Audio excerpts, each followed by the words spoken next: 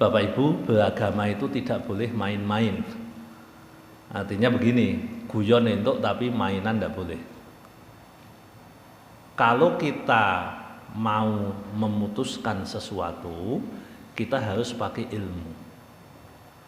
Nah, dalam menentukan awal dan akhir Ramadan, itu kan kita semua tahu bahwa ada ilmu yang bisa kita pahami di situ. Ada dua metode dalam menentukan, sebenarnya tiga ya, tapi yang satu itu kan menyempurnakan yang satu. Ada dua metode yang sangat umum dalam menentukan Ramadan dan Idul Fitri. Yang pertama adalah menggunakan metode hisab, yang kedua menggunakan metode ru'yah.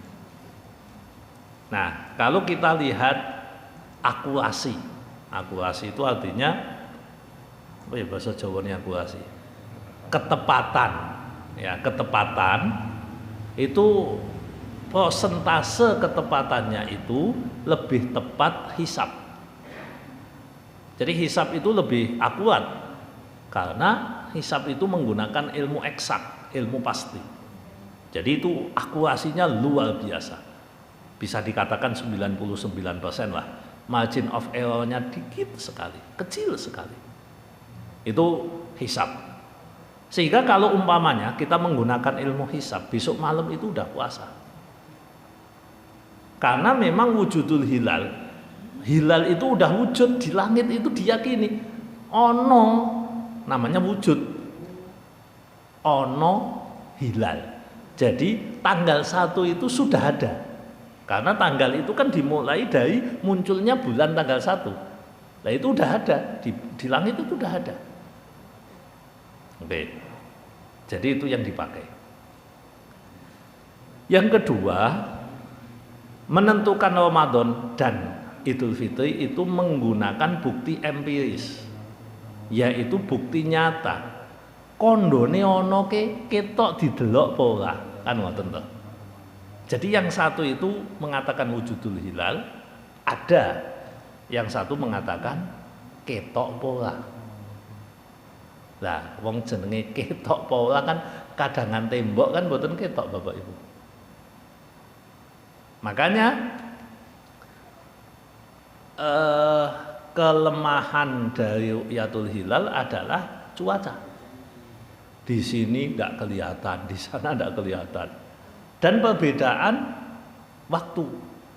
Di sini belum nampak, kemungkinan nanti di negara yang 10 jam sesudah kita selisihnya sudah nampak. Ya kita dincengok kaya apa ketok, masalahnya tidak nampak. Nah, ru'yah itu berkaitan dengan bukti fisik. Ada ndak? Kalau ini adalah bukti ilmu. Ilmune ono, tapi iki ketok pola. Nah itu, karena ketok pola itu bisa terjadi human error atau cuaca error, maka tidak muncul. Itu dilihat dari sisi akurasinya. Loh, nek ngerti akurasi ning ngono kan enak nganggo hisab. Lebih cetok, lebih pasti. Kan begitu Bapak Ibu. Tapi jangan ngantuk ini. Tadi sudah selesai. Tapinya ini jenengan ojo lali. Tapi dalam agama kita mengikuti cara yang ditentukan Rasulullah. Rasulullah mengatakan dalam hadis yang sangat sahih disepakati Bukhari, Muslim dan yang lain. Dawuhnya Rasul begini.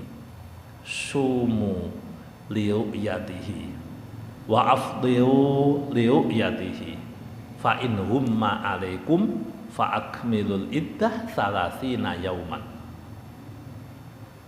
Berpuasalah kalian karena kalian melihat hilal. Melihat hilal. Jadi melihatnya ditebali.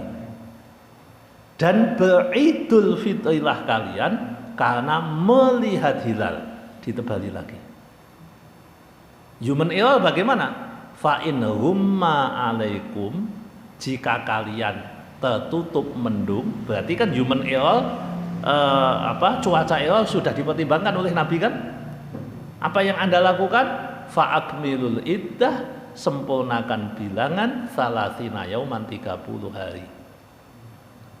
Nah, masalah akurasi luar biasa. Hisab itu kita akui jempol. Tetapi masalah masuk keluar Ramadan, Nabi udah menentukan. Apa ya kita mau mengabaikan dawuhnya Nabi demi mendapat akurasi? Kan tidak kan? Nah, disitulah kemudian para ulama menyampaikan bahwa masuk dan keluar Ramadan harus menunggu hisab. Menunggu ya. Delok sik. Loh, tapi kan wujud. Iya, wujud semua sepakat. Masalahnya ketok pola. Masalahnya Nabi itu menyampaikan berpuasalah karena itu namanya ilat. Alasan masuk puasa kata Nabi adalah melihat. Nah, kalimat melihat itu kita tidak mengatakan ada dan tidak ada. Wujudnya harus terlihat. Kalau tidak terlihat, maka solusinya bukan memaksakan hari itu, tapi menyempurnakan 30 hari. Berarti masa melihat itu kan hanya sampai waktu malam. Lah di Indonesia itu baik 8 lembaga antariksa nasional maupun Majelis Ulama Indonesia maupun ormas-ormas mayoritas mengatakan sesuai dengan ilmu yang ada, sesuai dengan kecanggihan teropong yang ada detik ini, maka apabila kurang dari 4, ada yang menyebutkan 3, tidak mungkin bisa dilihat. Besok malam itu 2 derajat lebih dikit. Artinya kalau secara teori tidak bisa dilihat. Nah itu ceritanya begitu. Lah terus kula panjenengan sesuk nek poso melu sing keri, nek bodho melu sing dhisik.